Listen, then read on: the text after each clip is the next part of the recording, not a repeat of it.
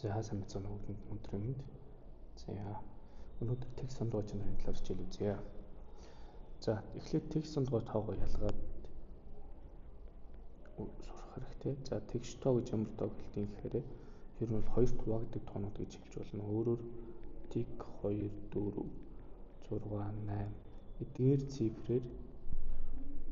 цифрээр төгссөн байвал текст тоо. За төгссөн байх ёстой гэж. За үүнийг текст тоонууд гэх. За текст тоог өөрөөр бас хоёр хуваагддаг тоо гэж хэлж болдог. За окей. За жишээ нь одоо энэ текст цифрүүд бол текст тоонд орно. За тэгээ хоёр онтой тоонууд нь 10, 12, 14, 16 гэдэг их хэмжлэн текст тоо бол хязгааргүй боллоо. За дараагийнх нь сондгой тоо. За сондгой тоо гэдэг бол за нөгөө үлдсэн цифрүүдээр төгссөн тоо хэлсэн буюу 1 3 5 7 9. Өөрөөр хэлбэл бас хоёр хуваагддаг тоонуудыг сондгой тоо гэж хэлж байна. За ингээд текст тоо сондгой тоог ингээ ялах амархан ч гэсэн ингээд бодлогон дээр маш хүчтэй ашиглагддаг. За дахиад нэг чанарууд ярив. За сондгой тоон дээр сондгой тоог нэмбэл юу болох вэ? Текст тоо болно. Сондгой тоогоор үржих юм бол юу болох вэ? Сондгой тоог. За дахиад сондгой тоон дээр текст тоог нэмбэл сондгой таагаар нь сондгой тоог текст тоогоор үржих юм бол текст тоо гарна. Ямар ч текст тоо орсон үржүүр текст тоо л гэдэг. Текст тоо ороог үржүүр сондгой тоо л байна гэсэн үг. За дараагийнх нь дахиад ийм гэж бол текст тоон дээр текст тоог нэмж бол. За тэгэх юм бол тэгш гарна. Харин текст тоогоор үржүүл текст тоо гарна. За нэмэх үржих үйлдэлүүд ангилчж байна гэсэн. За жишээ нь ийм бодлогуудыг л нэгээс хүртэлх тоонуудыг нийлбэрээр тэнцүү хоёр хэсэгт хувааж болох уу?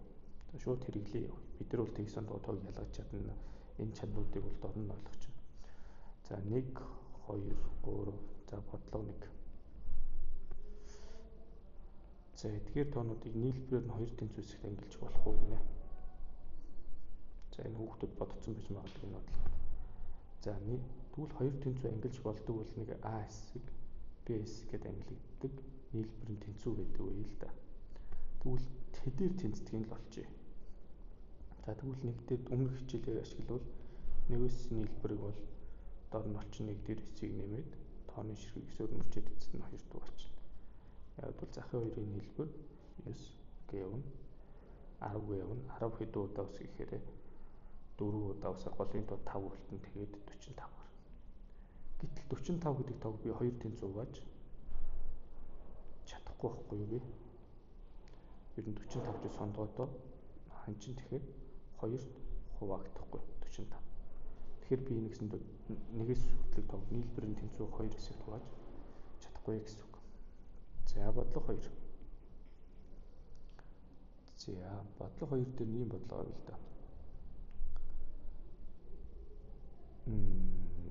Ийм шатрын хөлөг зурч. Тэгтээ нэг бүднүүдийг авчихсан 3 6 7 ав хийш. Тэнд нэг нүдийг ингээд авчихсан. Доошогоо 3 6 8. За ийм шатрын хөлгийг ингэж авчаад тэгээ будчихъя гэсэн. Ингээ будсан байгаа гэсэн. За тэг ямар бодлого би зөвхөх гэдэг вэ гэхээр энэ шатрын хөлгийг ийм нөхрөөр будах гэдэг. Энэ нөхрөөр хуучиж болох уу гэдгийг яг ийм 1 2-т ийм дүрсээр энэ шатрын хөлгийг хүчиж болох уу гэдэг бодлого бодох гэдэг.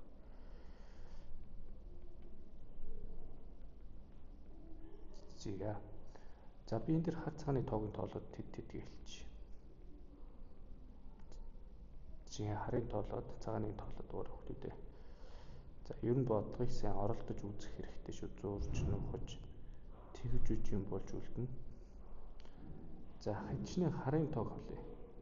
Харын тоо эхний мөрөнд 3 байна. Дараагийн мөрнүүдэд 4 4 4 1 4 2 4 3 4 5 6 ширхэг 4 байна. Сүүлийн мөрөнд 3 байна гэдэг чинь 24 дээр зурна 30 ширхэг харуулна гэсэн үг.